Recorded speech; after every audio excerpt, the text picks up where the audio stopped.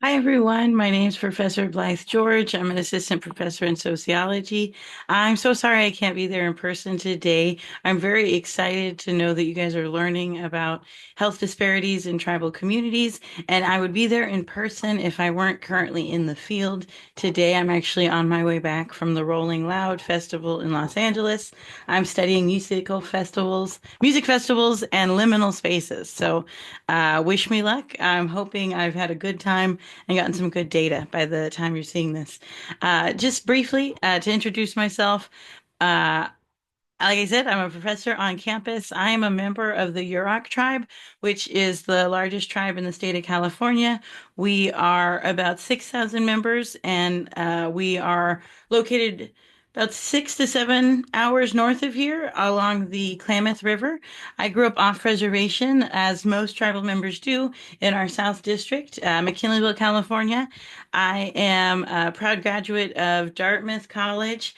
Go Big Green, and I studied sociology there. So I've been doing this for a minute now, and I am also a sociology, social policy PhD from Harvard. But if we ever play, I sit on the green side when it comes to football. Um, but in either case, I went very far away from home to get certain credentials so that when I spoke about my community, people listened and they were hopefully, I was hoping if I was in a position to be able to impact positive interventions in my community, that is what I wanted my degree to do. And so I'm happy to say I'm doing that now, but it's really hard to say that it's on a topic that's really difficult to talk about, but is very important to bring attention to. So I'm going to share a little bit more about my work on missing and murdered Indigenous peoples as a public health crisis. I know you guys have learned about it in little ways, I'm sure, up until now, but if I can take a couple minutes to give you my take, I will do so. Now, it's very hard to acknowledge that as a tribal woman, I am, no matter my degrees, no matter the places I've gone, the things I've seen, all that I've done and worked to accomplish for myself and my people, that I am arguably just as likely to die from homicide than I am any other leading cause of death. Homicide is the third leading cause of death for tribal women, and that is often a reflection of serious violence. So, in my work, when I look at the missing and murdered Indigenous peoples epidemic, it is with a very real recognition that this is in many ways the result of a system by design, that as life givers, as the physical embodiment for many of us in our cultures, our women were seen as the physical embodiment of the land itself, and the land was central to how we saw ourselves as indigenous worldviews, the world round, right? We center the land and our ties to it, and so obviously our women and our two spirit relatives too, for their capacity to hold that sacred energy, that was a place of deep importance in our communities. And it was also then a place where the colonizer really set their target to conquer the land. They had to conquer us. And, obviously, here being a Yurok woman in the 21st century, I am in no ways conquered, and I'm the direct reflection of people who withstood that. But we are also genocide survivors, and that lives in our DNA. It has accumulated over time. It shows up in a whole host of health concerns. And, it's hard to always have to be the person with the hard stuff to talk about. I've said hard a lot. This is the first take. But we're always at the top of the list if it's a bad thing, and the bottom of the list if it's a good thing. And time and again, if they include us, right? There's huge limitations on the data and the data sets that actually incorporate us as a population.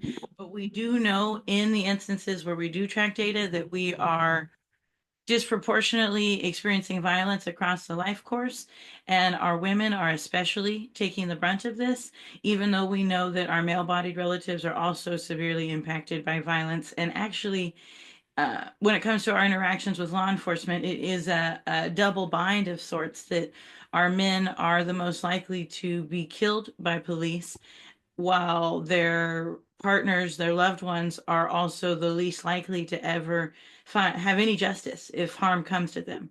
It is most likely that their case will go unsolved and that there will never be any kind of closure in that legal sense.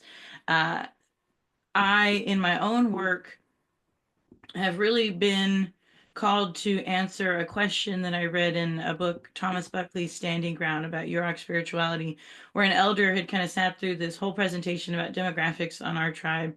And she stood up and she said, "You've shown me how we are dying. Can you tell me how we are living?" And that is a huge reorientation and like paradigm shift when it comes to how we conceive of data, what matters and why. And that is in my work, I try to completely reframe that. In some ways it's been called a strengths-based perspective, but I also just think it's, for example, when by the time we're talking to law enforcement, in my opinion, it's much too late. Actually, we should be asking ourselves, how many times could we have been, could, we should be asking ourselves, how many times could we have kept them safe? What turning points alternatively decrease or increase one's chances of becoming an MMIP case? These are questions that are obviously super relevant for my research. I'm right now embarking on answering these. When I'm not studying musical festivals, I more often than not am studying missing and murdered.